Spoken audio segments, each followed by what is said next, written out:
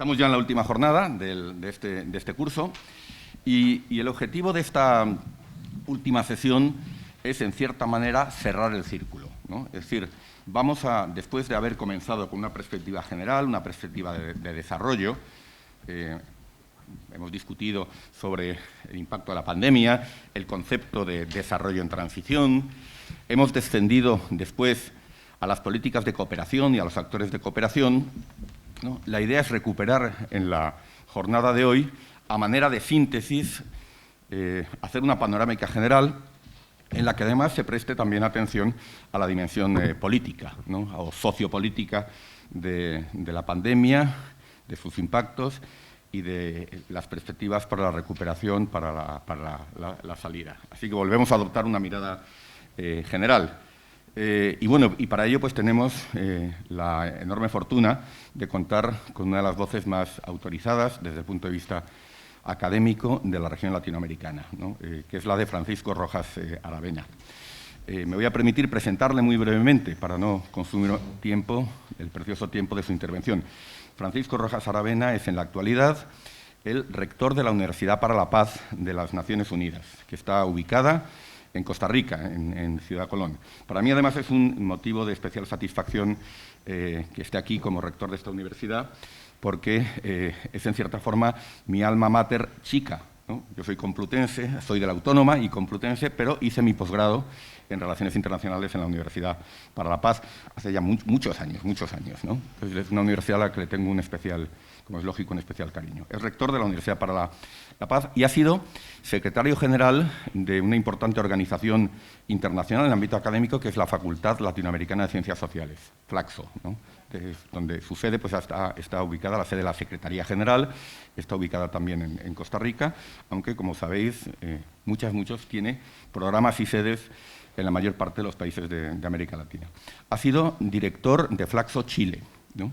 Y cuenta con una extensa, bien conocida trayectoria investigadora y de publicaciones en varios temas, ¿no? Y me gustaría mencionar sus trabajos, que son en muchos casos referencia, sobre el proceso de paz centroamericano en los años 80 y las dinámicas de conflicto y los procesos de paz en esa región en los años 80, sobre consolidación democrática en los 90, sus trabajos también sobre seguridad democrática, sobre medidas de confianza mutua en el ámbito de la seguridad de los años 90 y en adelante, sus trabajos sobre relaciones cívico-militares, un aspecto importante de la agenda de consolidación democrática. También le conocemos, le citamos por su producción, su análisis sobre multilateralismo, sobre integración regional, sobre el regionalismo latinoamericano. Es otra de las líneas de trabajo que ha cultivado, ¿no? Y finalmente también nos ha aportado importantes estudios sobre los procesos de democratización, los problemas de la democracia en América Latina, no solamente desde el punto de vista de la ciudadanía política, sino también en el ámbito de los derechos económicos y sociales, la agenda de ciudadanía civil, económica y social. Probablemente algunas ya conozcáis ese trabajo. Para quien no lo conozca, recomiendo vivamente que lo consultéis y que lo tengáis como referencia. Para nosotros, como Fundación Carolina, me permito también decir, para la Universidad Complutense, pues es un privilegio y un honor contar con Francisco Rojas Aravena hoy como ponente para la conferencia de cierre de este curso. Muchísimas gracias, Pancho. Tienes la palabra.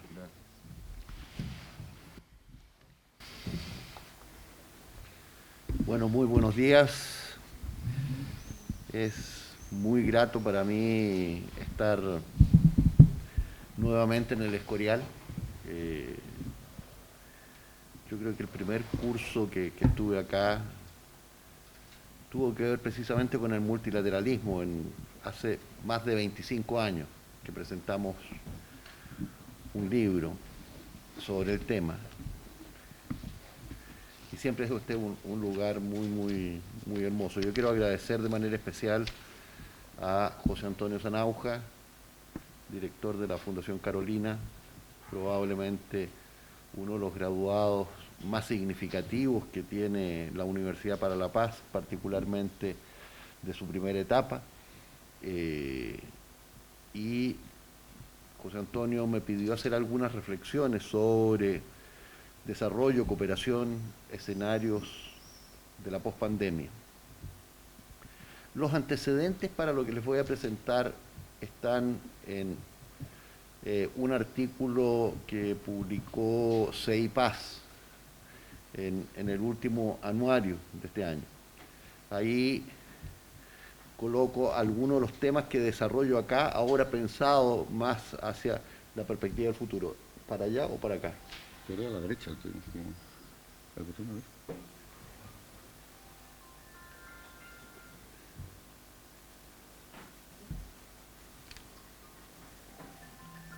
Ahí está, perdón.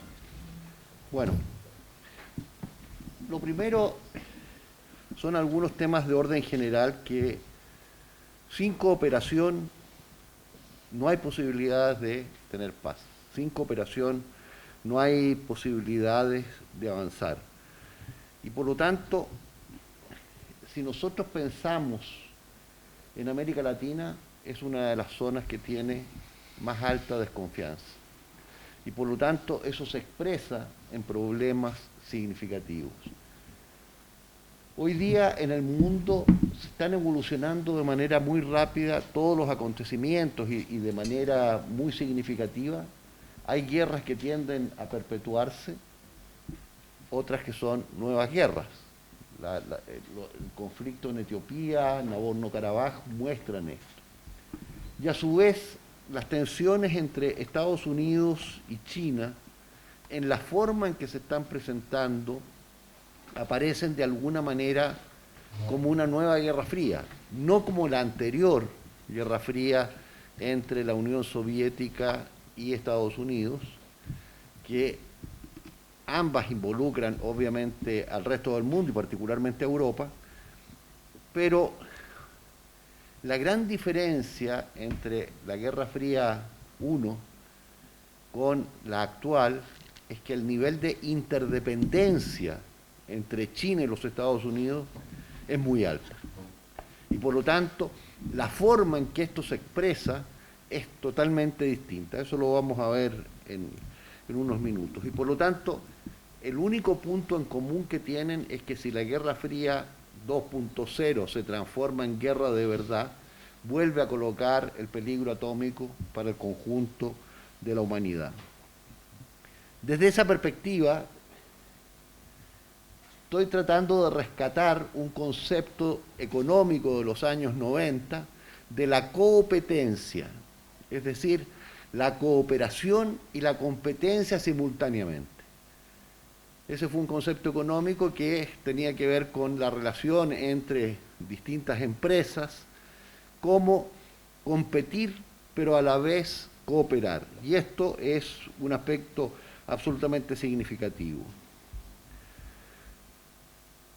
La perspectiva hacia el futuro es que quizás, como lo muestra el índice de paz, en fin, que la conflictividad aumenta, probablemente no aumenten y aparezcan guerras interestatales, pero sí las crisis de distinto tipo en esta perspectiva. Y por lo tanto, las decisiones que se están tomando hoy día marcan el futuro.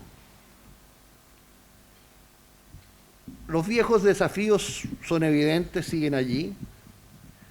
Los cambios en la relación política y el conocimiento científico hoy día es un punto fundamental por el cual nos tiene a todos con máscaras, nos tiene a todos buscando vacunas en partes donde se puedan vacunar.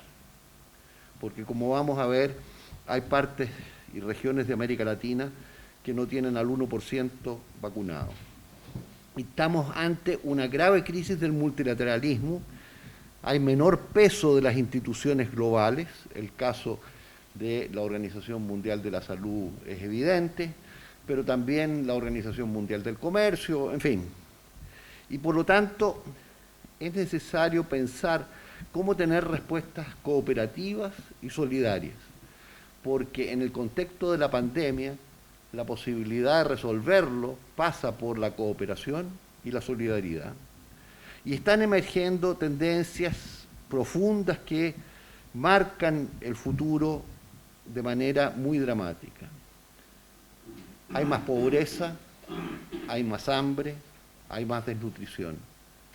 Eso no solamente en América Latina, también en África, pero también se expresa en los países desarrollados. El proteccionismo, el nacionalismo, la desglobalización, las tensiones comerciales marcan también tendencias de futuro. El mesianismo, el populismo y la mayor polarización es lo que caracteriza a el conjunto de las relaciones políticas. Más autoritarismo, no solamente en América Latina. Europa lo está viviendo con dos casos particulares donde se toman decisiones por parte de las autoridades de la Unión Europea. Y hay insuficiencias de gobernabilidad por la debilidad estatal.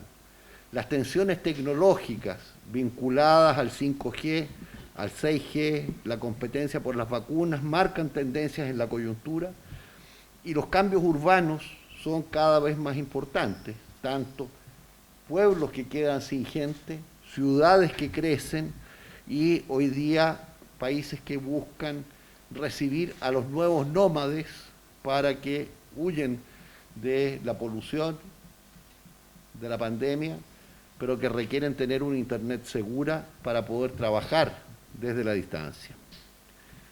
Esto nos muestra una crisis en el sistema global.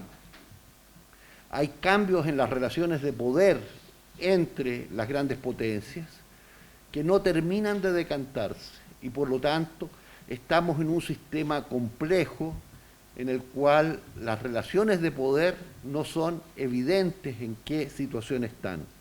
Estados Unidos quiere recuperar la primacía, China quiere recuperar su espacio histórico de miles de años como centro del mundo y por lo tanto esto genera una situación conflictiva donde hay menos guerra, pero hay más violencia, más inseguridad y más crisis. Y por lo tanto, insisto, la cooperación y la competencia probablemente es la alternativa para enfrentar esta perspectiva. Las amenazas globales, a su vez, demandan cooperación. Sin ella no hay solución. El cambio climático sin cooperación no tiene ninguna posibilidad. Definir los bienes públicos globales es esencial y la definición de los bienes públicos globales requiere de cooperación y convergencia de intereses. Cooperar es compartir información, compartir ideas, compartir procedimientos. Cooperar significa tener una visión y construir una visión compartida. Cooperar es aprender del cambio. Esto no está sucediendo. La reunión del G7, del G20, perdón, en Venecia, colocó puntos de acuerdo importantes respecto a impuestos a las multinacionales y destacar algo respecto a la pandemia, pero no puede reemplazar a lo que Federico Mayor llama siempre con mucha fuerza el G-Todos. Y el G-Todos es uno solo y es Naciones Unidas, donde se deben tomar los acuerdos, donde se genere confianza, porque sin confianza no habrá estabilidad, no habrá paz. La confianza es la que permite construir institucionalidad. Lo característico del momento es la crisis. Y por lo tanto, la percepción de crisis es que hay un alto riesgo involucrado. El tiempo es corto para tomar decisiones en un contexto de incertidumbre y de carencias de información. Frecuentemente, las posibilidades que se ven son muy estrechas. Y por lo tanto, toda crisis muestra oportunidades. Cuando nosotros pensamos en una crisis, de alguna manera aparece como un callejón sin salida. Porque si hay avenidas por las cuales transitar, hay muchas opciones. Entonces no es una crisis, es un problema de cómo se toman las decisiones. Pero en una crisis, esto es que no se ven soluciones, no se ven alternativas. Y en América Latina, en la actualidad, hay por lo menos 10 crisis distintas que sufre la región. Crisis política, la crisis de la democracia, la de las protestas sociales, la del COVID, la crisis económica, crisis de transparencia, la pandemia de la violencia, crisis migratorias, del medio ambiente y de la relación con el sistema global. Y esto tiene que ver con la debilidad de los estados. ¿Cuál es la principal debilidad de los estados latinoamericanos? Que no hay control nacional territorial, es decir, el territorio nacional no es controlado por el Estado. Y en esa perspectiva hay áreas del Estado que lo controlan otros actores, normalmente actores ilegales. Y esto se expresa en todos y cada uno de los países de la región. Hay lugares donde no llega el ejército, no llega la policía, pero tampoco llega el Ministerio de Educación, tampoco hay puestos de salud, e incluso muchas veces ni siquiera las iglesias llegan allí. Es la emergencia de otros poderes, de poderes paralelos, que cuestionan la legitimidad, generan corrupción e impunidad, hay falta de transparencia, reducida capacidad fiscal, y hay privatización de las funciones públicas, la seguridad, la salud, la educación, las pensiones. Y por lo tanto, todo esto hace que los gobiernos a su vez sean mucho más frágiles en el contexto de ausencia de políticas de Estado, es decir, políticas que congreguen al gobierno, a la oposición, a los actores sociales en esta perspectiva. Y esto hace que tengamos gobiernos frágiles. Hay débil liderazgo político, hay erosión de los contratos sociales, sin mayorías parlamentarias, altos grados de corrupción, el capital humano se degrada, ausencia del monopolio de la violencia y dificultades para responder ante las distintas crisis. Para este cuadro me falta arreglar esta parte porque faltan muchos amarillos en distintos lados, que muestra, los amarillos son crisis políticas significativas, cuestionamiento de resultados electorales, en fin. Entonces, si nosotros miramos los últimos años, se han tendido a incrementar las crisis en América Latina, con caída de presidentes, el magnicidio en Haití, en fin. Y cuando miramos la insatisfacción con la democracia desde la perspectiva del índice del Estado de Derecho, tiende a parecerse mucho al índice de transparencia. Aparece Uruguay, Costa Rica, Chile en los primeros lugares, luego son países básicamente del área del Caribe, y abajo está Honduras, Bolivia, Venezuela, México, digamos, en los lugares donde los problemas de satisfacción con el Estado de Derecho son cada vez más complejos. Y esto, si lo miramos desde la perspectiva de la pobreza, lo que vamos a encontrar es que la pobreza ha aumentado en la región.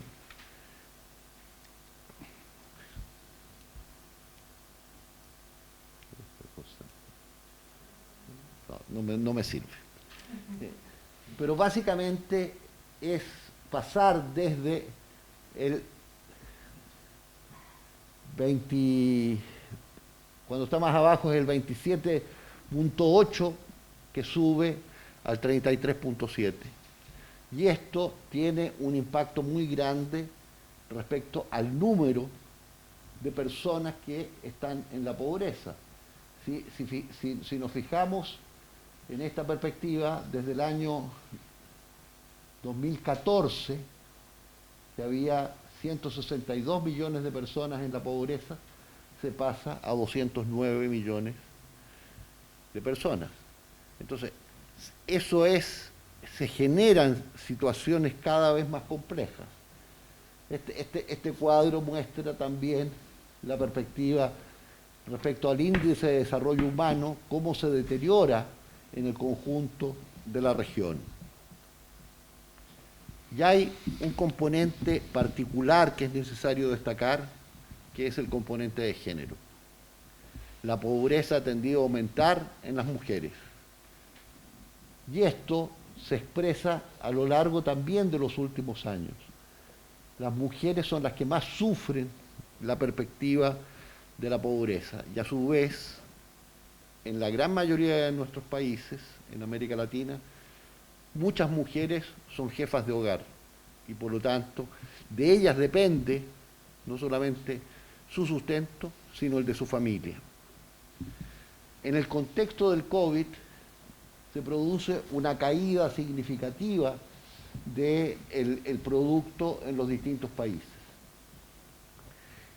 Esto hace que la reducción económica tenga un alto impacto con países como Venezuela, que cae más de un 28%, Argentina un 11.5%, Perú un 13.4%, Panamá un 11%, y así. Y por lo tanto, este impacto se va a expresar en la pobreza en los distintos países. Esta era la proyección de crecimiento en el contexto del COVID, donde solamente Guyana, por el hecho del petróleo, es el que crece, todo el resto de los países decrecen y por lo tanto, junto con la pandemia, el impacto económico es significativo. ¿A qué es lo que lleva esto? A una mirada que, según la CEPAL, lo que muestra son cuáles son las condiciones objetivas que permiten mirar esto y cómo terminan expresándose en malestar social. Esto significa, esencialmente, cómo la protesta social en América Latina en el año 19, en el año 20, se han incrementado. El trabajo que publiqué en el año 19 sobre conflictividad y democracia en el anuario de CEIPAS lo muestra claramente las tendencias de incremento del malestar social, particularmente porque la estructura económica, la distribución injusta y el nivel de insatisfacción con la distribución del bienestar afecta al conjunto de la región. Y por lo tanto, en las relaciones sociales, los vínculos sociales y las interacciones empiezan a erosionarse y la evaluación negativa de esto hace que el malestar crezca. Con la crisis del COVID, el foco de la pandemia en este año está en el hemisferio occidental.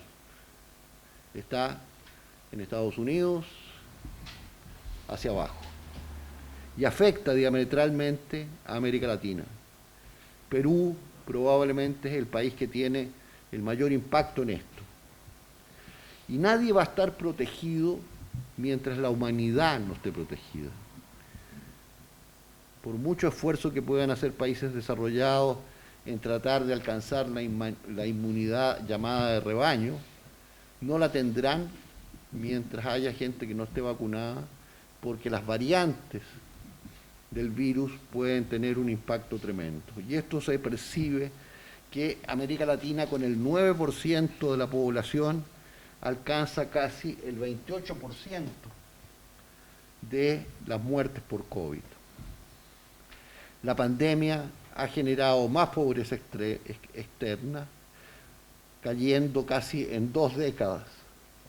La inequidad de las vacunas, donde los países ricos concentran el 90%, tiene un impacto decisivo en lo que ocurre en el resto del mundo. El mecanismo COVAX no termina de dar respuesta. Muchas de las medidas gubernamentales tienden a concentrar el poder, generan alta politización y propenden al autoritarismo.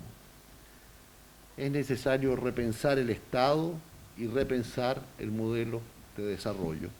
Mientras no lo hagamos, vamos a tener perspectivas complejas de recuperación económica. La crisis de la transparencia en la región es muy alta. Hay una baja transparencia, la percepción de las personas es que la corrupción tiene un impacto decisivo sobre sus vidas, sobre el accionar del gobierno y las dificultades para enfrentar estos problemas. Y de acuerdo a Transparencia Internacional, esto es lo que aparece, digamos, donde Uruguay y Chile son los dos países que aparecen arriba, lo que no significa que no haya corrupción en ambos países. Lo que pasa es que proporcionalmente es menor que la que ocurre en el resto. No es que allí no ocurran cosas que no deberían ocurrir, sino que el impacto incluso que tiene, por ejemplo, en Chile la corrupción, probablemente sea mayor que en otras partes. En el caso de Perú ha sido más evidente por la destitución de presidentes. Pero esto afecta a todas partes. En el caso de Costa Rica, que estaba en los primeros lugares, este año pasó más acá, producto también de procesos de corrupción significativos. La pandemia de la violencia es un tema central en América Latina.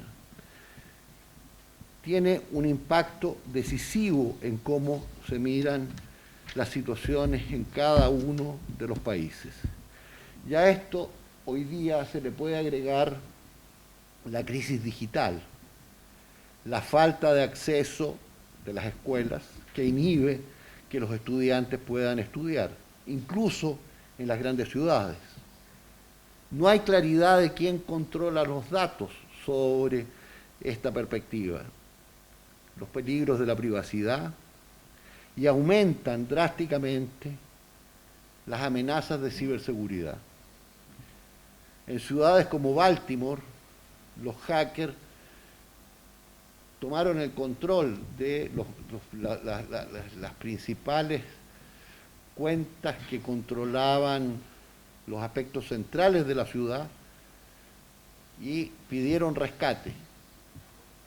El gobierno se opuso a pagar el rescate, pero cada día que se atrasaba en resolver el problema salía mucho más caro que pagarle a los hackers. Y al final terminaron pagándole a los hackers. El problema está en que lo que se produjo allí fue que material ocupado, vinculado a ciberseguridad, fue desechado y colocado en la red para que otros lo usaran. Los hackers lo usaron de manera más eficiente que las autoridades que los habían creado. Y esto ocurre en distintas partes. Han habido hackeos a hospitales. En el caso de Chile, hospitales de provincia se han visto afectados por esta situación. Sí, aquí en España también, en Inspección de Trabajo. Entonces, parte de una pregunta esencial es si en vez del COVID tuviésemos un virus informático global en Internet, ¿cuál sería la situación económica y cuál sería el impacto sobre el conjunto de las sociedades? Porque a través de medios electrónicos se controla el agua, se controla la electricidad, se controlan los gasoductos, se controla hoy día una parte sustancial de la economía, y no hablemos de la economía financiera. Entonces, es un tema para el cual estamos preparados, es necesario prepararse, y si se requieren respuestas globales, requiere la actividad de cooperación en el marco multilateral. Ya en el año 2003, en la Declaración de Seguridad de las Américas, se señalaba el tema de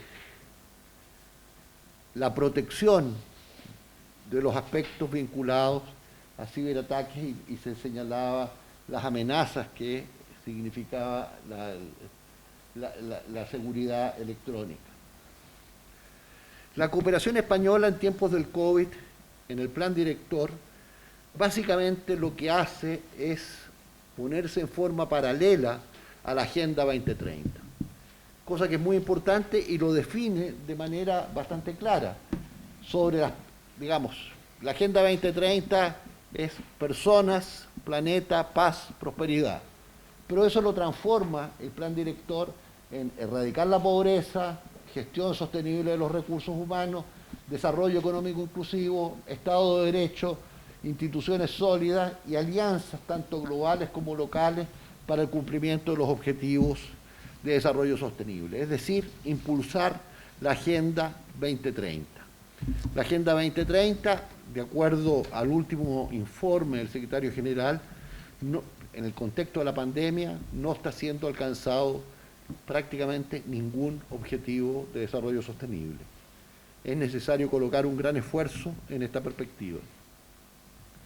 Y cuando miramos la cooperación española con la Agenda 2030, si miramos su aplicación hacia el área latinoamericana, requiere un trabajo esencial en al menos 5 ámbitos específicos. Democracia y gobernabilidad democrática, porque sin democracia y gobernabilidad democrática en América Latina, la cooperación y la ayuda se irá en corrupción. Necesitamos multilateralismo en la integración. La integración latinoamericana, como lo vamos a ver, está en una situación como la que Macron señaló de la OTAN, con muerte cerebral. Hay que saber si se podrá recuperar de la muerte cerebral, es parte de las preguntas que tenemos. Es necesario detener y enfrentar la corrupción, avanzar en la construcción de instituciones sólidas y prevenir y reducir la inseguridad. Cuando esto lo miramos desde la perspectiva global, en el informe vinculado a los ODS, América Latina está situada acá. Esto es el Subsahara. Es decir, la situación de América Latina, colocado respecto al mundo, es bastante mala respecto a sus instituciones, a su capacidad de gobernabilidad democrática, a la capacidad de sus instituciones de justicia y a su capacidad institucional. Y eso se refleja, obviamente, en la inseguridad y en la cantidad de homicidios. ¿Por qué? Porque cuando miramos paz, justicia e instituciones sólidas, no hay confianza en el Congreso, no hay confianza en el gobierno, no hay confianza en el Poder Judicial.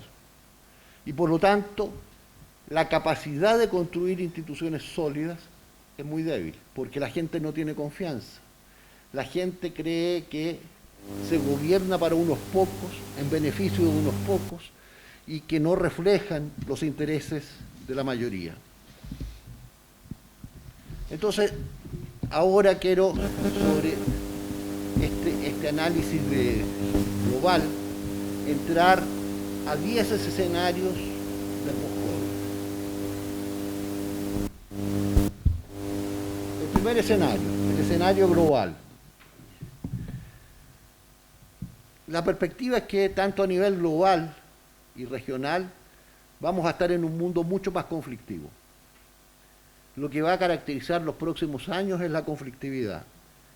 La conflictividad global entre China y Estados Unidos, Rusia y Europa, actores regionales como Irán, Turquía, Japón, Corea, en fin. La militarización del espacio es un peligro creciente y que avanza. El desarrollo de armas robóticas autónomas genera dilemas éticos sustantivos. Y las ciberguerras aparecen hoy día cada vez más importantes. Las tensiones atómicas continúan. La competencia tecnológica se incrementa, ya no solamente por el 5G, ya se está hablando del desarrollo del 6G. Las noticias de hoy día frente a la situación de Cuba es que el presidente Biden estaría viendo cómo puede poner internet en Cuba con medios propios para que los cubanos puedan ocupar, al estilo de la revolución árabe que se frustró, la tercera mano o la extensión de la mano que son los teléfonos. Los conflictos que siguen sin terminar son guerras que tienden a perpetuarse. Siria, el conflicto entre Israel y Palestina, Afganistán, más allá de la salida de las tropas de la OTAN y de Estados Unidos, en África Central, Yemen, Etiopía. Y los escenarios nacionales de alta conflictividad y polarización en América Latina, Nicaragua, Honduras, Venezuela, Perú, por señalar 4 en los cuales la polarización política es inmensa. Países con creciente violencia como México, como Honduras, como Venezuela. Y países con crecientes protestas. No hay ninguno que sea libre en América Latina. En todos, en Colombia hoy día van más de 2 meses de protesta. En Brasil están empezando a aumentar las protestas día a día, aparecen en Cuba que no habían aparecido, en fin. Entonces, ese es el primer escenario. La perspectiva que vemos desde la Universidad para la Paz es que el escenario global va a ser más conflictivo, con mayores dificultades en ese campo. El escenario siguiente es el escenario vinculado a la pandemia y la salud pública. En el mundo hay 4 millones de personas que han muerto por la pandemia. América Latina aporta el 25% de los fallecidos, con menos del 9% de la población mundial. Si miramos el top 5 de los fallecidos en el mundo, 3 corresponden a América Latina: Brasil, México, Perú. Los otros 2 son Estados Unidos e India.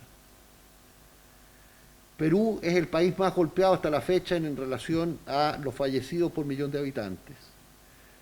Los servicios de salud no dan abasto, al borde del colapso en muchos casos. Y es necesario entender que la salud es un bien público global y nacional que es necesario proteger. Y después tenemos un dilema entre cultura, ciencia y salud, donde en el ámbito de la cultura se enfrentan quienes no quieren la vacuna porque nos instalarán un chip que nos manejará o porque la razón que sea, generando problemas bastante graves, y a su vez gobiernos que no escuchan a la ciencia respecto a qué es lo que hay que hacer, o gobiernos que tienen su propia visión de la salud y cómo enfrentar restricciones sanitarias más leves, más fuertes, en fin. Hay países que han tenido prácticamente un año de encierro sin resultados positivos. Si miramos el estado de las vacunas, la vacunación ha sido lenta, desigual en toda América Latina. Hay países como Haití que no tienen probablemente al 1% de su población vacunada. Y por lo tanto, si no estamos todos inmunizados, nadie lo estará en definitiva. Y este es el cuadro global de cuál es la situación de las vacunas, donde Chile y Uruguay aparecen en los lugares más altos porque han logrado alcanzar más del 60% de su población con 2 vacunas y probablemente cerca del 80% con una dosis de vacuna. El tercer escenario es la recuperación económica. Repensar el desarrollo sostenible es una tarea ineludible. La recuperación económica se dará, pero de manera desigual en América Latina. Habrá un rebote rápido el próximo año, o este año ya se está dando en algunos países. El crecimiento va a ser rápido. ¿Cuánto tiempo va a durar o qué es lo que pasa después? No es evidente. El sector más afectado es el del trabajo informal, producto de la pandemia. Y la posibilidad de recuperación es mucho más difícil. Si a ustedes les llama la atención que caminan por Madrid, en Serrano o en otras partes, y hay negocios cerrados, cuando eso se mira en sectores de pymes, de micropymes, la situación es mucho más dramática. Es por lo menos una década perdida en el desarrollo económico. Y hay impactos que se vienen en un plazo relativamente corto, quizás menos de 5 años, vinculados a la inteligencia artificial que harán perder muchos trabajos. Todo el desarrollo de la robotización afecta de manera directa, pero puede ser que no sea dramático. Pero hay un aspecto que sí puede tener un impacto dramático sobre un 20% de los trabajos en el mundo, que es la conducción automática. Cuando tengamos taxis que no requieran chofer, camiones que no requieran chofer, trenes que no requieran maquinistas, es alrededor del 20% de la población mundial. ¿Qué posibilidad de recalificación tienen esas personas? Probablemente muy difícil, y eso acentúa que para resolver el tema económico es necesario pensar por lo menos un salario básico universal para la subsistencia de una parte importante de las personas en los distintos países. Si miramos el panorama del crecimiento en este año, es positivo en prácticamente todos los países, pero es relativamente pequeño cuando se mira que América Latina estaría creciendo al 3.7 más o menos en el conjunto. El Caribe a un 4.2. Esto no da para resolver los problemas económicos de América Latina. Esto no hace que se recupere el impacto de la caída, que si veíamos en algunos casos era del 11, del 18, del 13. Y acá vemos cómo es el crecimiento comparado en distintas regiones del mundo, donde América Latina crece poco y la caída fue muy importante, poco menos que en India, pero India va a crecer al 7.3 y América Latina solamente al 3.7. Entonces, esto muestra las dificultades de recuperación económica. Y en este escenario la pregunta es, ¿y qué pasa con los jóvenes? Y lo que vemos es que el problema del desempleo juvenil crece particularmente en las mujeres. De nuevo, las mujeres fueron más afectadas por el impacto del COVID y en la recuperación, ¿qué es lo que pasa en esta perspectiva? La pandemia y la educación es el cuarto escenario.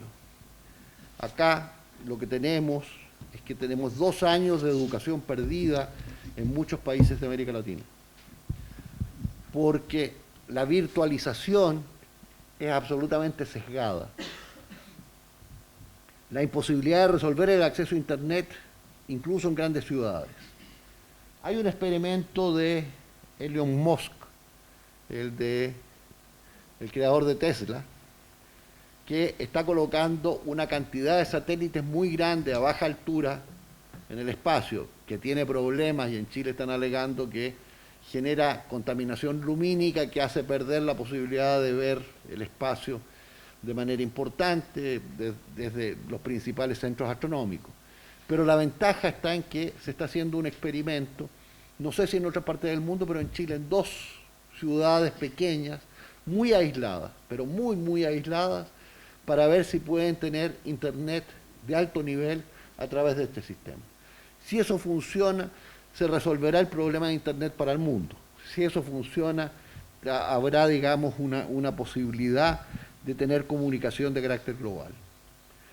Mientras tanto, para el año 19, la UNICEF estimaba que 14 millones de niños y niñas y adolescentes entre 7 y 18 años estaban fuera del sistema educativo.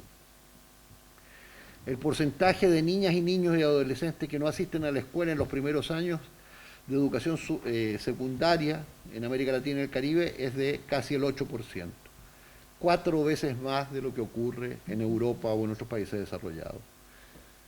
¿Cuál es el tipo de educación hacia donde vamos? A la educación continua. Este es un tema importante, es quizás el texto más significativo de Noah Harari, el capítulo sobre educación, donde señala la necesidad de formación continua. El tema está cómo la formación continua se vincula al empleo. Y eso tiene importancia bastante grande sobre cómo vamos a usar la educación virtual que llegó para quedarse, pero que todavía no se miran los efectos secundarios de la educación virtual. Particularmente esto se vincula al trabajo virtual también, sobre cuál es el impacto sobre la salud mental, por señalarlo. Acá están algunos datos de lo que significa la pandemia de la educación en distintos países para los estudiantes afectados por la pandemia. El quinto escenario son los ninis. Volvemos a tomar el tema de la juventud. Esto muestra que en la pirámide los jóvenes tienen una importancia muy significativa y que cuando se miran los ninis en el mundo son muchos, pero muchos millones. En América Latina también. Y esto tiene una mirada que en África, para el año 21, el porcentaje es casi el 30%, en América Latina el 18%, en los países árabes el 22%. Y por lo tanto, si los jóvenes no estudian y trabajan, ¿cuál es la perspectiva de futuro? Probablemente dos. Uno es la migración y dos, el crimen organizado.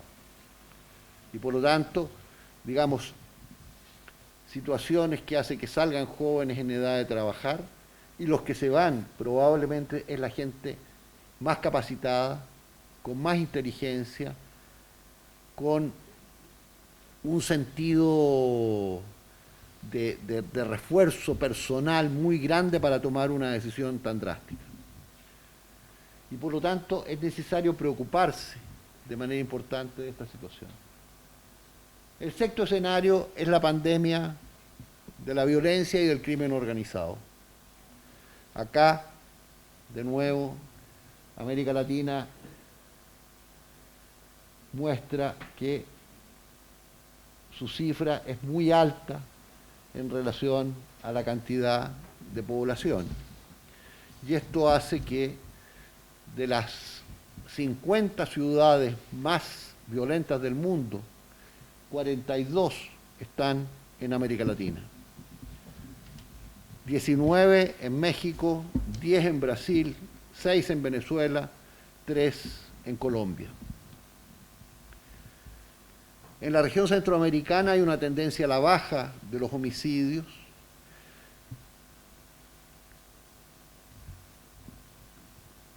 Y es importante entender que entre el 50 y el 60% de los homicidios son atribuibles al crimen organizado.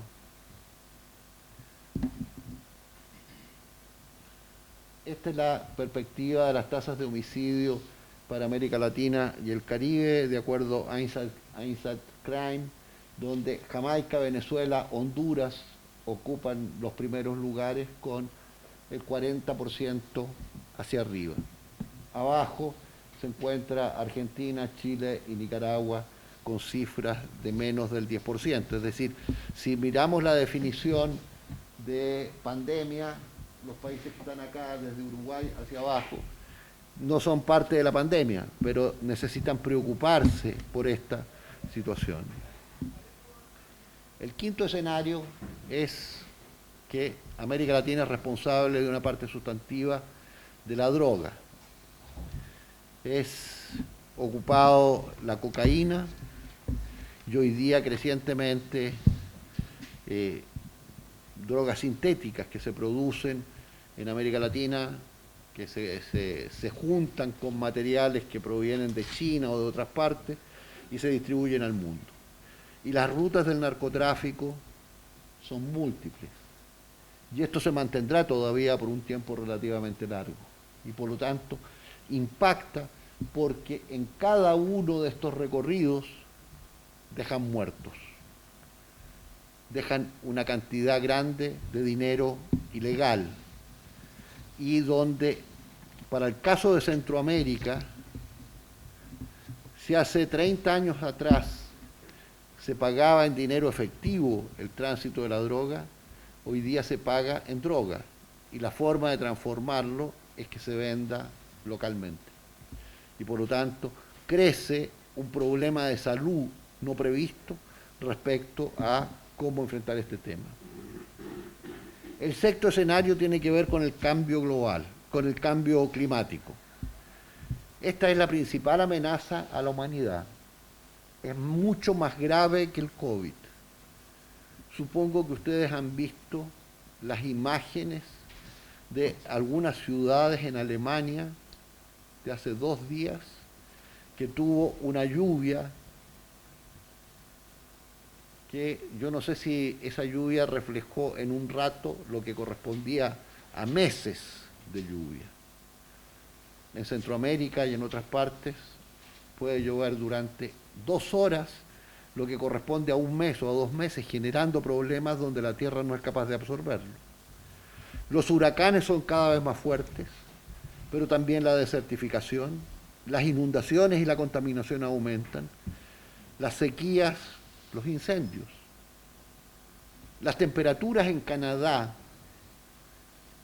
llegando a 50 grados cerca de Alaska, y por lo tanto se incrementan los refugiados ambientales en esta perspectiva. Y hay impactos severos para la biodiversidad. Esto muestra cómo en el conjunto de la región el impacto del cambio climático aumenta la vulnerabilidad en prácticamente todos y cada uno de los países, afectando la biodiversidad de manera importante. El séptimo escenario tiene que ver con la migración. Las personas huyen de la violencia, la miseria y del mal gobierno. Las personas huyen del cambio climático, producto de las inundaciones, la desertificación. Las personas huyen de la falta de políticas y de la prevención. El 8% de la población del Triángulo Norte abandonó sus países. Más de 5 millones de venezolanos han salido de su país. Y eso hace que también la xenofobia crezca en toda la región.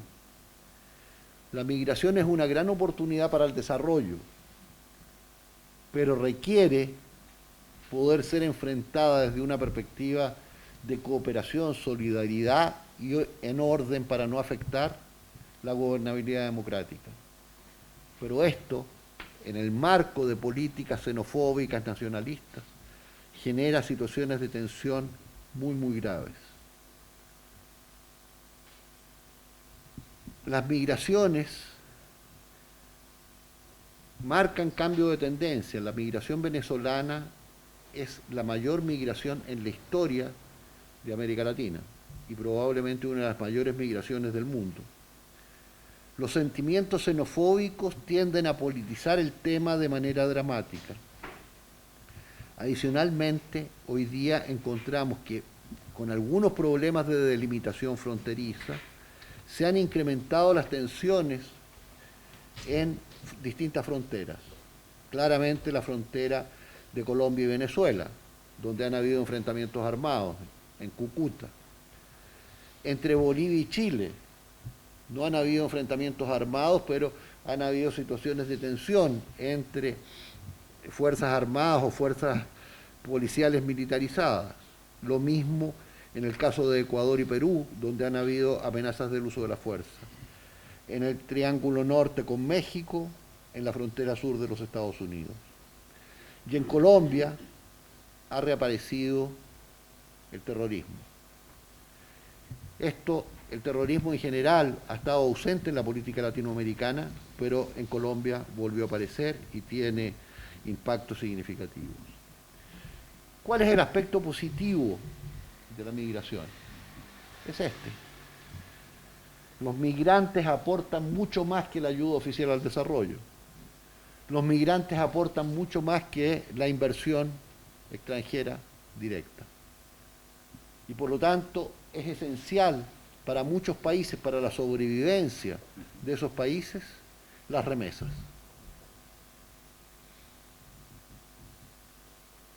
El octavo escenario tiene que ver con el desapego democrático y la crisis de gobernanza.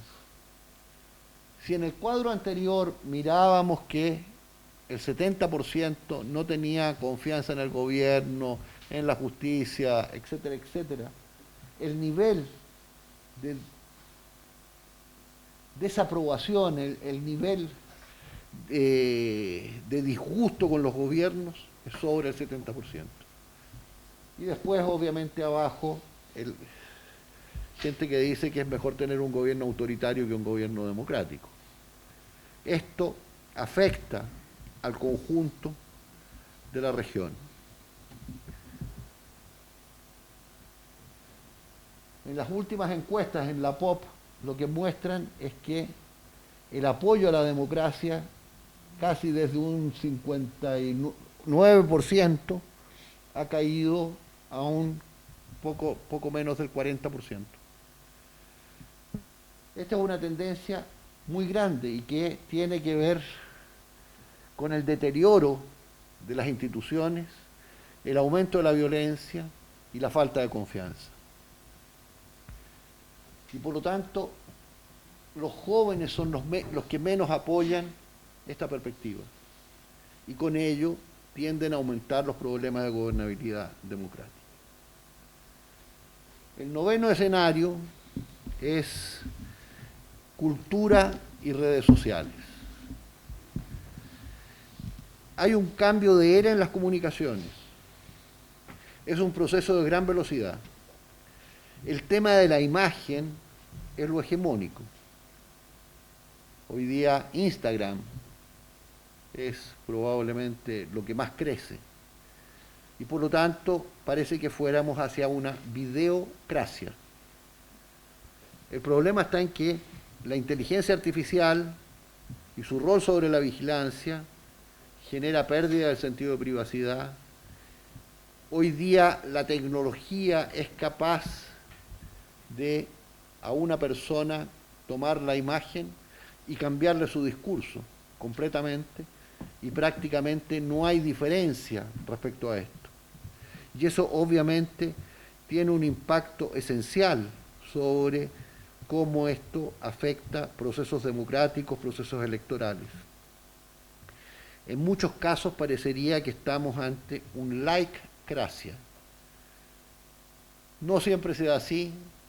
En el caso de Chile, en una de las últimas tantas elecciones, hemos tenido demasiadas elecciones, en la de gobernadores, una diputada tenía muchos likes, pero se transformó en pocos votos. Pero esto hay que mirarlo en cada situación particular. El valor de la posverdad que popularizó el presidente Trump hoy día se expresa con fuerza en el caso de Perú, donde la posibilidad de reconocer los errores perceptivos impactados por las fake news es muy difícil. El desarrollo del pensamiento crítico, por lo tanto, es esencial. Parte fundamental de lo que impulsamos en la Universidad para la Paz, en las distintas maestrías, es tener pensamiento crítico para poder abordar esta situación. El décimo escenario es la profunda crisis del multilateralismo. Los latinoamericanos apoyan el multilateralismo y la integración. América Latina hoy día no tiene ningún espacio de relación sustantiva en el ámbito de la integración regional. La desaparición de UNASUR, el estado de coma de la CELAC, hace que sea muy difícil por la polarización de estas entidades y a su vez por los mecanismos que permiten el veto y inhiben cualquier tipo de acuerdo. América Latina, por lo tanto, hoy día no tiene voz propia, sin resultados para poder construir consensos que son esenciales. con la Fundación Carolina, cuando estaba como secretario general de Flaxo, produjimos un libro con doña Yoseta Alman llamada Las paradojas de la integración. Y las paradojas de la integración creo que siguen vigentes en su gran mayoría. Tenemos más democracia con mayor descontento, más crecimiento del comercio pero menos integración, más crecimiento económico pero con más desigualdad, una retórica integracionista pero con acciones fragmentadoras, diseños institucionales muy complejos tratando de copiar a la Unión Europea en algunos casos, pero con debilidades estructurales sustanciales. Hay más autonomía en el sistema internacional, pero sin voz propia. Y se combaten guerras transnacionales como si fueran guerras domésticas y tradicionales. Frente a esto, pensamos que el aspecto central es generar nuevos mapas conceptuales. Los mapas conceptuales heredados no sirven. Nosotros, o al menos el nosotros es muy largo, para mi generación crecimos con la Guerra Fría y por lo tanto había un marco para entender todo. Ese marco desapareció. Junto con ese marco desaparecieron bibliotecas completas sobre cómo se establecía el conocimiento. Hoy día es necesario repensar esto. Es necesario entender que el poder ha mutado. El poder militar, el poder duro ya no es efectivo. Que hay diversas formas de poder suave que hay que ver cómo se implementan para producir impactos diferenciados. El conocimiento se encuentra muy fraccionado y disperso, aunque a golpe de la mano el teléfono nos pueda dar mucha información, pero no sabemos cuán sesgada, porque no hay forma de verificación adecuada, salvo la capacidad de pensamiento crítico que tengamos frente a esto. Hay mucha información, pero necesitamos ordenarla, sistematizarla. Faltan metodologías interpretativas. Tenemos déficit de conocimiento sobre los viejos y nuevos actores. Necesitamos mejorar el conocimiento sobre cómo los estados han cambiado, las empresas transnacionales, pero también los actores no gubernamentales. ¿Cuál es la capacidad de incidencia que tienen? Particularmente por el impacto de redes sociales. Se requieren nuevos mapas conceptuales, se requiere tener una mejor relación entre conocimiento, ciencia y políticas públicas. Desde esta perspectiva, cuando miramos la visión desde la Secretaría General de Naciones Unidas, un tema esencial es que si no podemos predecir qué es lo que va a pasar, es necesario prevenir. Y por lo tanto, en esa perspectiva, la prevención es hacer todo lo posible por evitar el surgimiento de una crisis. Hoy día sabemos que hay problemas de salud en el COVID y que puede llegar al colapso de los hospitales. ¿Cuál es la medida preventiva? Vacunar al máximo de gente lo más rápido posible. No estamos seguros si habrá nuevas variantes, pero se pueden tomar medidas para tratar de evitar su impacto.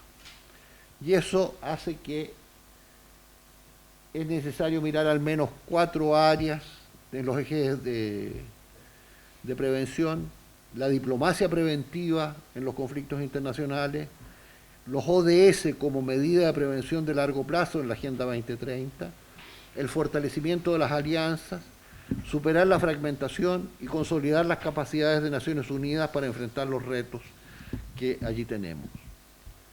Finalmente, ¿cuál es el enfoque esencial? Sin conocimiento las políticas fallan. Sin cooperación no hay confianza. Sin cooperación y sin confianza las instituciones son débiles. Sin instituciones no hay estabilidad ni gobernabilidad democrática. Sin confianza no hay paz. Sin seguridad humana no hay desarrollo. Sin desarrollo no habrá paz. Sin paz no hay posibilidad de ejercer ningún derecho. En situaciones de guerra, en situaciones de alta polarización, la posibilidad de ejercer los derechos se ve dificultada. Si queremos la paz, necesitamos educar para la paz. Si queremos la paz, necesitamos preparar la paz. Muchas gracias.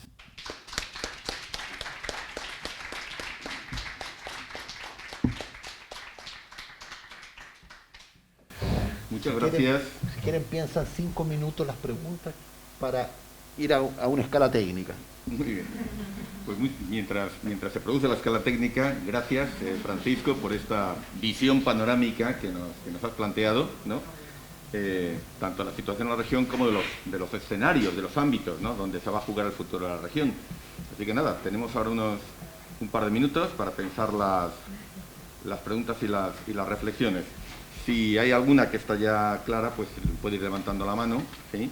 A ver. Gracias. Muy bien.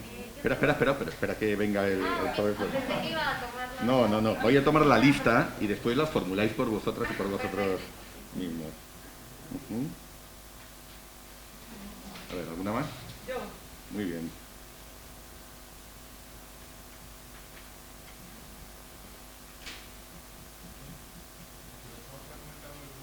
Sí, gracias, Fran, por el recordatorio. Efectivamente, tenemos ya en la página web del curso, la que está alojada en la programación de los cursos de verano, los materiales. Entonces, recordaos que podéis descargarlos desde ahí con una contraseña. Y la contraseña es la siguiente: 72101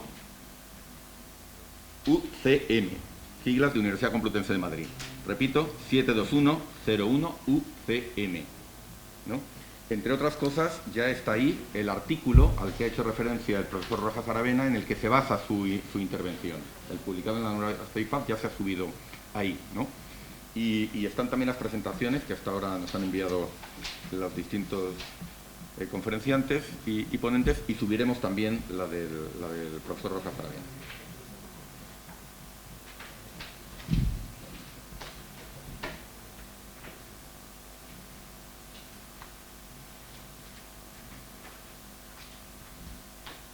Y otro comercial, ¿no? También para que lo tengáis presente. Ayer hemos publicado el boletín de la Fundación Carolina, ¿no? Es un boletín que se publica con una periodicidad entre 3 semanas y un mes, ¿no?, en el que damos cuenta, por supuesto, de nuestra actividad, pero también hay referencia de las publicaciones que estamos lanzando, ¿no?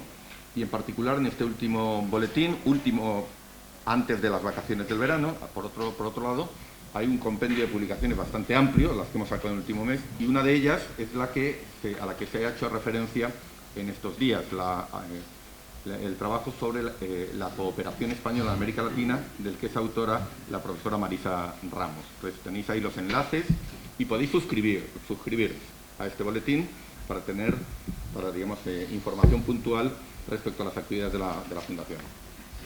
UCM mayúscula para los materiales de la Fran, ¿es con mayúscula o sin mayúscula? Con mayúscula. Gracias por el apunte. Muy bien. Bueno, pues gracias, Francisco. Tenemos ya 3 preguntas, ¿no? Entonces, en primer lugar, la compañera... Sí, no sé si vamos a pasar el micrófono, como es...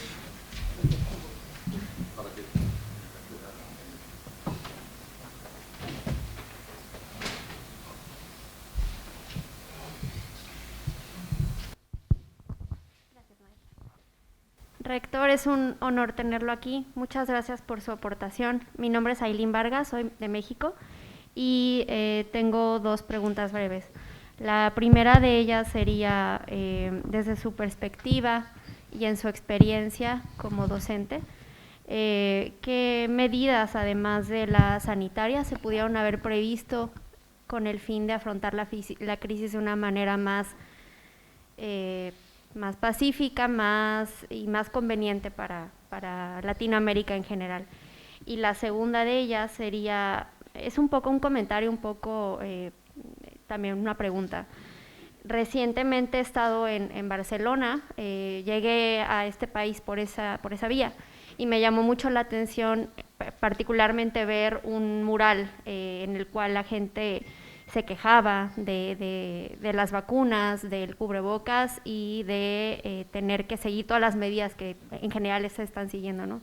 No solo en España, sino en el mundo. Entonces, me llamó mucho la atención, me dejó pensando esta experiencia que tuve, y en particular mi pregunta sería, ¿qué implicaciones en el ámbito social se pueden ver con las medidas que se están siguiendo, en el sentido de que también hay países como Estados Unidos en el cual la gente no quiere vacunarse, y pues estamos hablando también de una implicación social, un movimiento social que se está dando, que genera más desigualdad y más pobreza, porque vemos países latinoamericanos en los cuales incluso no hay vacunas. Usted ya lo comentaba, que hay países que ni la población, ni el 1% llega a la vacunación. Entonces, ¿cómo podemos tratar este tema social y qué implicación tendría el hecho de que este tipo de situaciones se estén presentando? Muchas gracias. Sí, vamos a recoger dos o tres preguntas, ¿no?, para que pueda responder. Sí.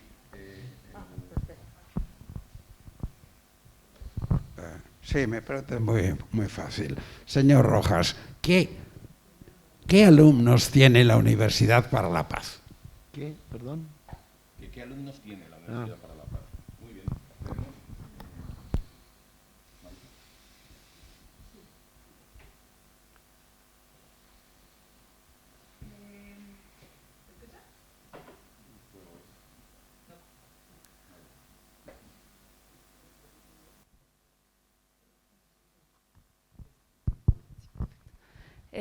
Bueno, gracias por la presentación. Mi nombre es Isabel, estudio posconflicto en Colombia y quisiera preguntarte, coincido en que hay una crisis de confianza y en la institucionalidad, ¿cierto?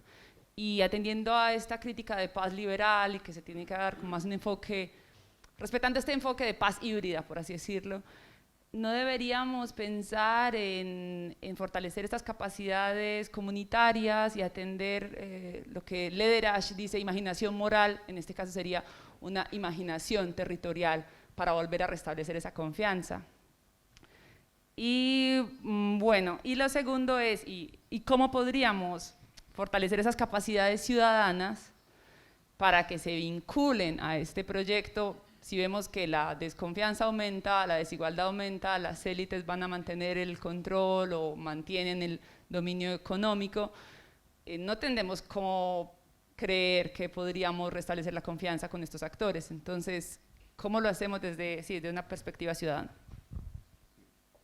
Tenemos una pregunta más. Yo casi diría que la recogiéramos, ¿no?, de una vez. Puede ser también. Dos allá. ¿Y puedo volver a levantar la mano?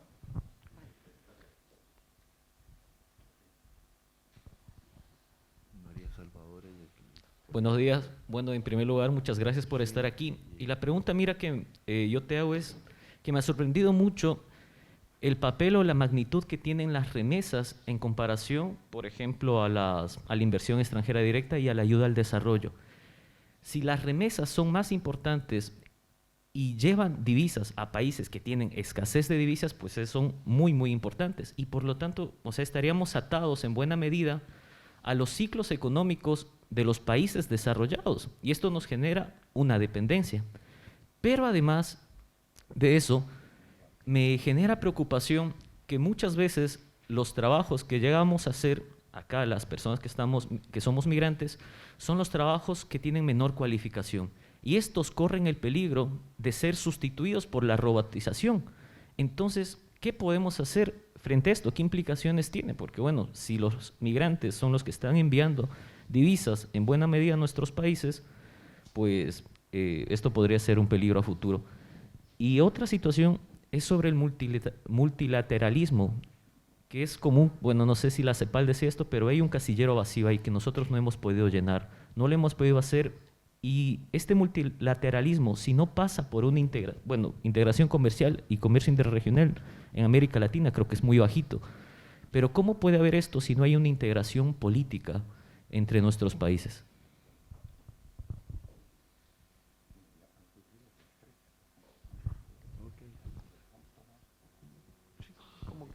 Bueno, ahí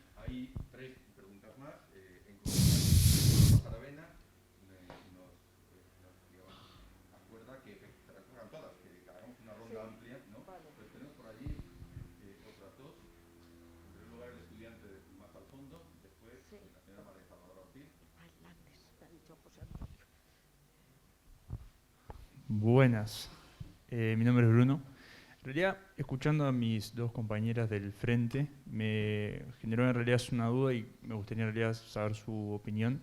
Si hemos comunicado bien la pandemia, toda la guerra fría, por así decirlo, comercial que hubo de por sí, hay muchas cosas que no salieron al público, que creo de por sí que esa falta de transparencia también colabora a una desconformidad social y una erosión de lo que son las instituciones democráticas en sí. Entonces mi pregunta es realmente si la comunicamos bien y si no faltó mostrar un poco más, de darle un poco más de luz a lo que ha sido la pandemia y lo que ha conllevado también, por ejemplo, el tema de las vacunas en sí.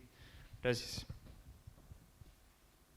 Aprovecho la oportunidad para dar la bienvenida, ¿no?, a la directora de Relaciones Institucionales de la Secretaría General Iberoamericana, María Salvador Ortiz, que hoy ha tenido la gentileza de acompañarnos en el curso.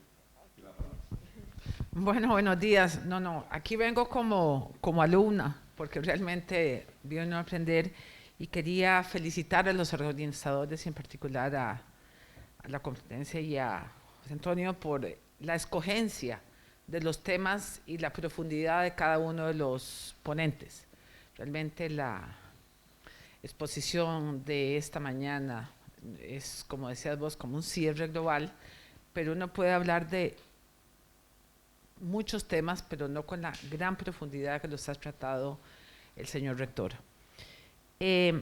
Yo creo que quiero hacer una pregunta muy concreta en relación con qué es gobernanza, violencia, ciudadanía, que es un fenómeno nuevo que está apareciendo, por lo menos en mi región centroamericana. Yo soy costarricense. Es Bukele, porque lo de Bukele es todo un tema de una nueva forma de liderazgo político que trasciende El Salvador. Y creo que aquí hay una variable que me ha tocado por X razón ver encuestas de satisfacción de los ciudadanos, porque ha logrado realmente reducir la violencia en El Salvador. ¿Cómo vería usted desde la óptica de la paz cuando con un líder como Bukele, que no quiero entrar a calificar, un nivel de satisfacción y logro de reducción de la violencia? Gracias.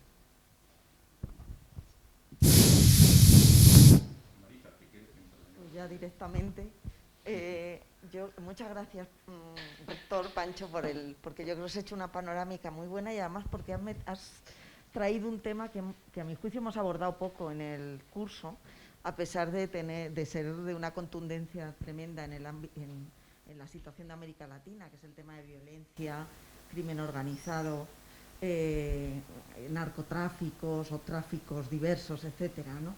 Entonces, simplemente conocer hasta qué punto el impacto de la pandemia, igual que hemos visto el impacto de la pandemia en muchos otros planos, esta parte quizás requiere, pues yo particularmente no he visto muchas cosas que se hayan hecho sobre cómo ha impactado, no solo en términos de comisión de delitos y demás, que obviamente es, bueno, pues es más coyuntural, sino sobre todo en términos de hasta qué punto genera dinámicas diversas, tráficos distintos, hasta qué punto se están generando algunos otros tráficos vinculados a la nueva situación, por ejemplo, en términos de vacunas, etcétera, ¿no? Y que me parece que es un tema muy a explorar y muy interesante que hasta ahora, por lo menos, me parece que no habíamos abordado. Pues ya está, ¿no? Bueno, muchas gracias por las preguntas, las intervenciones.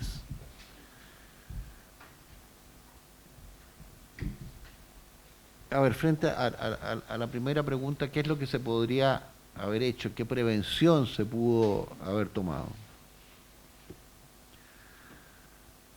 Bueno, la primera medida, y que yo creo que todavía sigue vigente, es cómo otorgarle peso a las instituciones globales de la salud.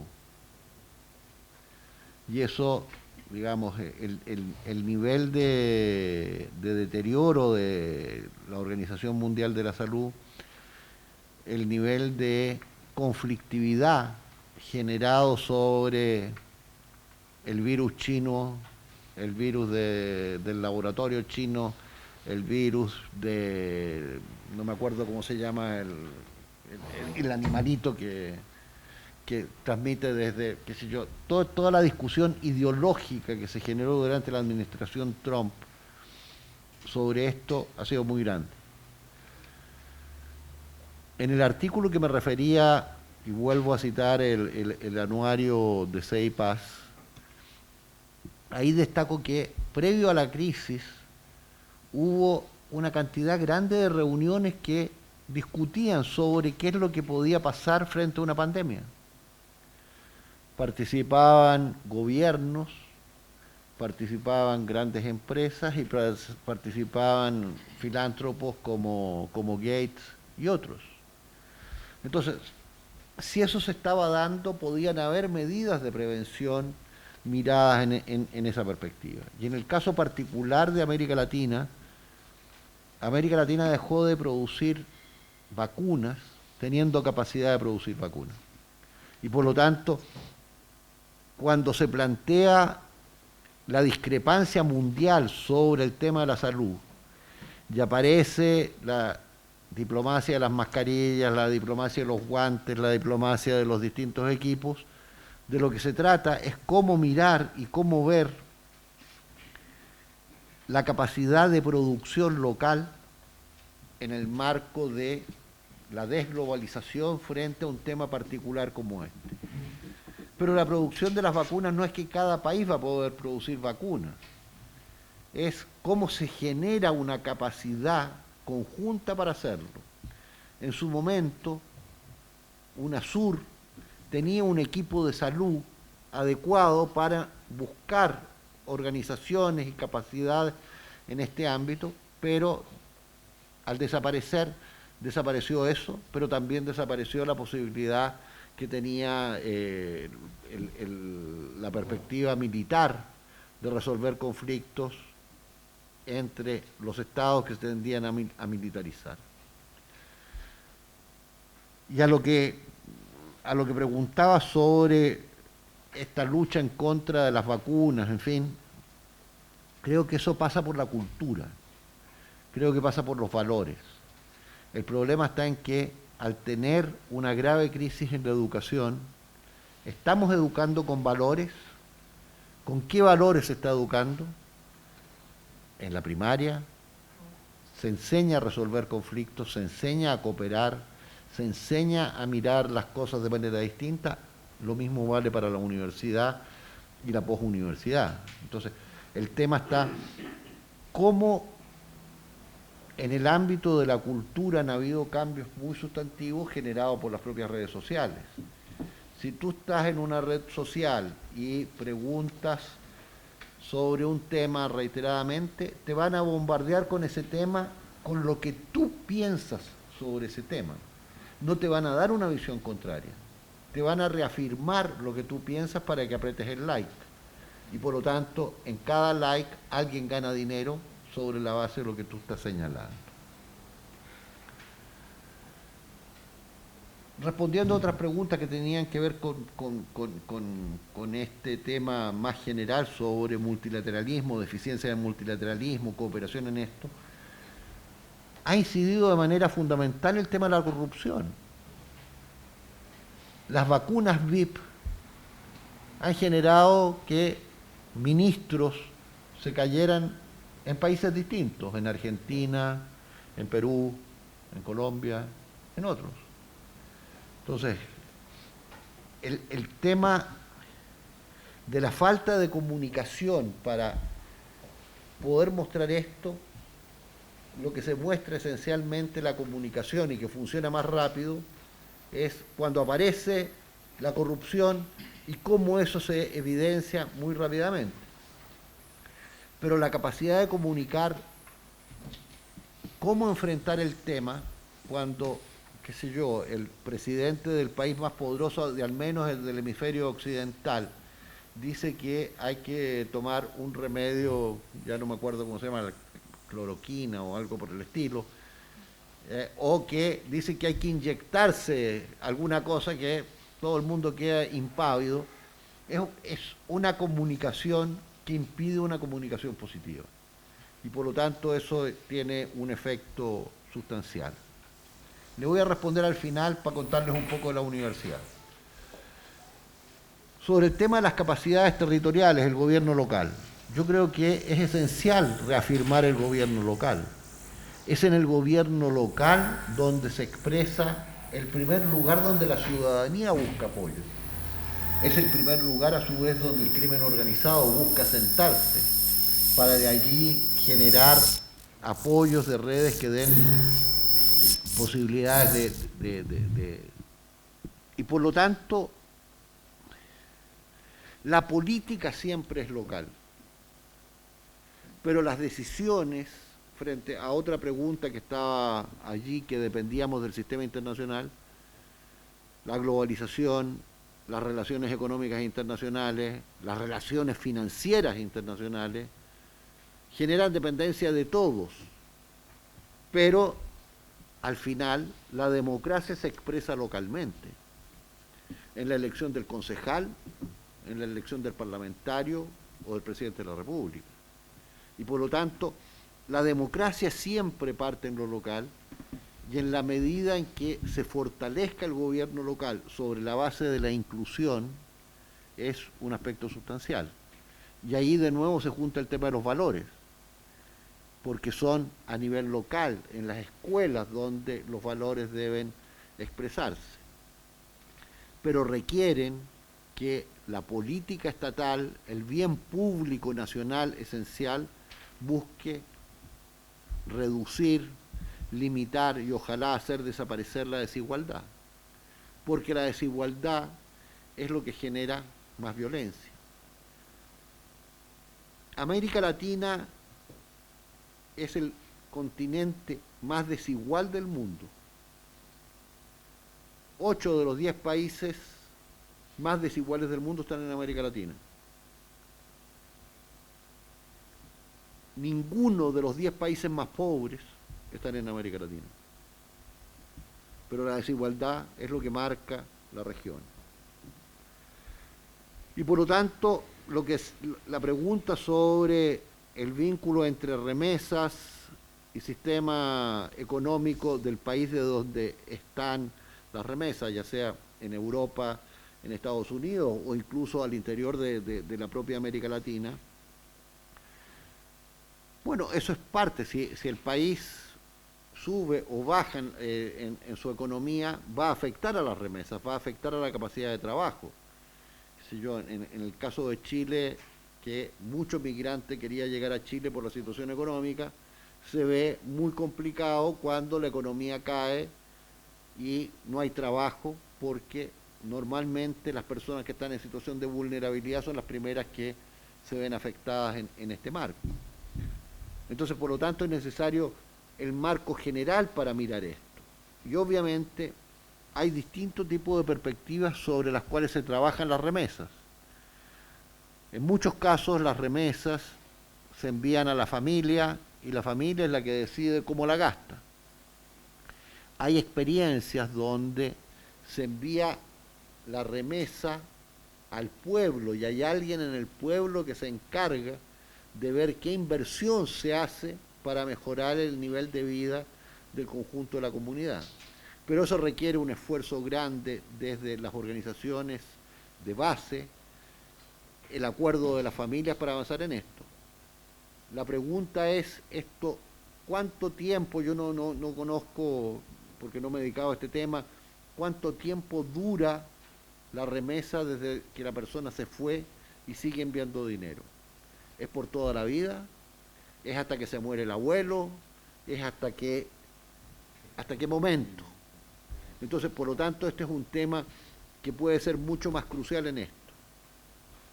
Vinculado al tema de migración, creo que es muy importante la designación de Kamala Harris como la persona responsable de encontrar una alternativa a la solución de la migración desde Centroamérica a los Estados Unidos y México. Fue una visita compleja, sigue estando allí, y la política, más que enfrentar la migración, la idea fundamental es enfrentar la corrupción. Y por lo tanto, generar un mecanismo anticorrupción en México y los países centroamericanos para esto. Parte de las preguntas que creo que es necesario responder es, ahora que nos acercamos a una nueva elección presidencial en Honduras, ¿surgirán espontáneamente caravanas nuevamente de migrantes? En fin, hay mucho de esto que está tratando de ser ocupado en términos políticos en este marco.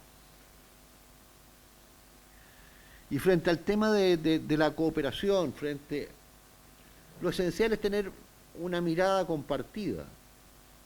Si no hay una mirada compartida, es imposible tener cooperación.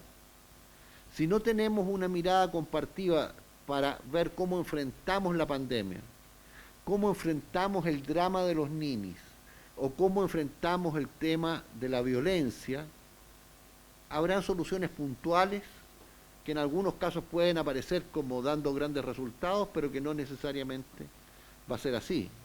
Y entonces, por lo tanto, reafirmar esto que les señalé, que cooperar es compartir información, compartir ideas, compartir procedimientos. Cooperar es generar esta visión compartida. Cooperar es aprender en este proceso de cambio y tomar la perspectiva de decisiones que creen confianza. Del fin de la Guerra Fría, Kofi Annan viajó a Costa Rica y dijo: aquí a la universidad hay que darle vuelta. Esta es una universidad de carácter universal. No es una universidad de Costa Rica, no es una universidad de América Latina, no es una universidad del hemisferio occidental, es una universidad de carácter global y por lo tanto el idioma de trabajo va a pasar a ser inglés. Necesitamos generar formación para África y es necesario que la universidad empiece a trabajar un tema nuevo, emergente, que es medio ambiente. Eso significó que en ese momento se determinaron 3 departamentos básicos en la universidad. El Departamento de Estudios de Paz y Conflicto, Peace and Conflict, que tiene 4 maestrías: Género y Construcción de Paz,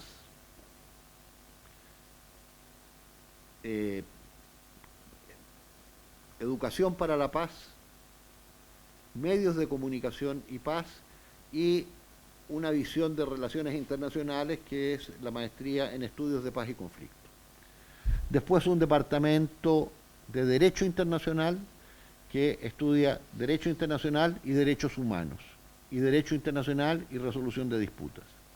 Y el Departamento de Medio Ambiente, que tiene 2 maestrías, una primera maestría en Desarrollo Sostenible, con 4 especialidades: agua, cambio climático, alimentación, agricultura y desarrollo sostenible. Y después hay una segunda maestría en ese departamento que apunta a la economía circular, que es el manejo responsable del desarrollo sostenible. La universidad, entonces, por lo tanto, desde el año 90 hasta la fecha se ha movido en esta perspectiva. Yo logré que se volviera a aprobar estudios en español. Eso significó crear un departamento de estudios en español que tiene una maestría que es como el resumen de la universidad: resolución de conflictos, paz y desarrollo, y tenemos también una maestría en línea. Estamos abriendo este año una maestría especial. Yo vengo precisamente de Ginebra, donde firmamos el acuerdo para una maestría sobre religión, cultura y peacekeeping o peace building. Y un poco para mirar cómo el diálogo interreligioso es esencial en la construcción de paz. Y a su vez la Organización de Pueblos Originarios del Mundo también nos pidió poder instalarse en la universidad y desarrollar una maestría vinculada a pueblos originarios que empezará el próximo año. La universidad tiene alrededor de 2.500 graduados, y tenemos actividades en el mundo. Tenemos una sede para el África en Etiopía, que coordina las labores en toda África. Ahí hubo, después de lo de Kofi Annan, una actividad sustancial con la formación de alrededor de 50 doctores en los temas de la universidad, que a su vez hoy día dirigen los principales centros de resolución de conflictos en la zona de los Grandes Lagos de África. Tenemos ahí también una maestría en Sudán, otra en Uganda y en el África francesa. Después tenemos un programa doctoral en Pekín sobre liderazgo y desarrollo sostenible. Tenemos también una asociación con el Ateneo de Manila en Filipinas, donde desarrollamos actividades para el sudeste asiático. Tenemos en La Haya un centro asociado que mira esencialmente los temas de justicia internacional, y tenemos representación permanente en la Asamblea General de Naciones Unidas y en la Asamblea que ve los temas de derechos humanos en Ginebra. Cada 3 años el secretario general presenta un informe del desarrollo de la universidad a la Asamblea General, y allí se informa, digamos, de cuáles son las principales actividades, los seminarios, las distintas cosas que hemos hecho. Espero haberle contestado su pregunta. ¿Qué alumnos? ¿Y qué alumnos? Hoy día el 65% de los alumnos son asiáticos. Son japoneses, porque hay una beca que otorga la Nippon Foundation para 30 estudiantes asiáticos, 15 japoneses, 15 del sudeste asiático. La China Scholarship Council genera alrededor de 30 becas para estudiantes chinos, más hay estudiantes de la India, de algunos otros países. Después hay un número importante de estudiantes europeos y norteamericanos y canadienses, y alrededor de un 10% de estudiantes de América Latina. Normalmente hay 1 o 2 españoles entre los estudiantes. Creo que con eso les di una visión. Bueno, muchísimas gracias, Francisco. Yo quisiera simplemente un apunte, porque hay una observación que ha hecho nuestra compañera respecto a su llegada a Barcelona, ¿no? Y solamente el dato, que es ampliamente conocido, es que España es en este momento el país donde la incidencia del negacionismo y del rechazo a las vacunas es más baja. No estamos teniendo, afortunadamente, problemas, pese a que en España, como en otros países, hubo ciertos sectores políticos y ciertos grupos que también, digamos, juguetearon con el negacionismo y el cuestionamiento de las vacunas hace algunos meses. Yo recuerdo a algún destacado periodista, cuyo nombre no diré, Francisco Marguenda, por ejemplo, que dijo que él no se iba a poner la vacuna, en fin. Pero para el que tiene influencia sobre la opinión pública, esto es una enorme irresponsabilidad, y hay que decirlo alto y claro. Afortunadamente esas voces no fueron escuchadas, y creo que en general es un síntoma de la madurez, ¿no? A lo mejor también del miedo y del temor, ¿no? Pero de la madurez de la sociedad española, porque efectivamente tenemos tasas muy bajas, y no es ese, ni mucho menos, el problema que tenemos con la vacunación, ¿no? Lo que no quiere, yo creo que hay una reflexión más general, ¿no? Que no quería dejar de hacer sobre esta cuestión que ha planteado esta estudiante y que es extraordinariamente importante en estos momentos. Y la cuestión de la vacuna, en sus múltiples dimensiones, plantea problemas no solamente problemas de política práctica, no solamente el imperativo de que hay que vacunar de manera rápida, universal, equitativa, etc. También suscita una discusión muy importante en términos de filosofía política y de filosofía moral, ¿no? Por ejemplo, incluso el liberal más extremo no defendería, alguno lo ha hecho, pero no defendería que el acceso a la vacuna esté determinado por la capacidad económica. Y en ese sentido, la discusión sobre el acceso a la vacuna es toda una metáfora sobre qué aspectos debemos regular por el mercado y cuáles no.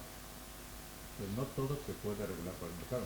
Y no somos una sociedad de mercado, porque si lo fuéramos, aceptaríamos que el más rico tuviera acceso a la vacuna. En un país, porque a escala global nos está ocurriendo. Los más ricos están accediendo antes. Ojo, pero esta es una discusión importante en términos políticos, pero como todo tiene detrás un fondo de filosofía moral. Segunda, el dilema entre bien común y lo que nos define como sociedad, porque somos humanos en la medida que somos seres sociales y somos interdependientes unos de otros, y lo que hacemos afecta a los demás, y por eso tenemos que tener reglas, y por eso aceptamos que nuestra libertad no es absoluta. El dilema entre el bien común y la libertad individual. Tenemos que reconocer el derecho y la libertad individual a ir por la calle y contagiar a los demás. El derecho a no vacunarse, porque yo no quiero vacunarme, cuando en realidad no es una decisión que solo te afecta a ti, sino que tiene influencia sobre los demás. Esta es una discusión, ojo, esto no es una cosa metafísica. Hay quien ya lo ha planteado electoralmente, en unos términos polarizadores, torticeros, libertad o comunismo. Falso dilema. Porque bien común, obligaciones como sociedad y libertad son perfectamente compatibles, pero tenemos que ponernos de acuerdo en lo que, digamos, limita el ámbito de cada una de estas cuestiones. Y esta situación que estamos viviendo hace que discusiones de filosofía moral, filosofía política, que son muy remotas, las tengamos sobre la mesa. Y muchas veces discutiendo de cosas prácticas, estamos discutiendo también de los principios más fundamentales sobre los que tenemos que regularnos como sociedad, ¿no? Es una reflexión, digamos, que viene al pelo de esta intervención, ¿no? El profesor Rojas Aravena ha tenido el buen criterio de no responder a una cuestión que afectaba a España, ¿no? Barcelona, en fin, todo esto. Yo me he tomado esa pequeña libertad y espero que me parece muy bien. Me lo haya sabido, Bueno, yo quiero ahora sí reiterar el agradecimiento de nuevo, Pancho, muchísimas gracias.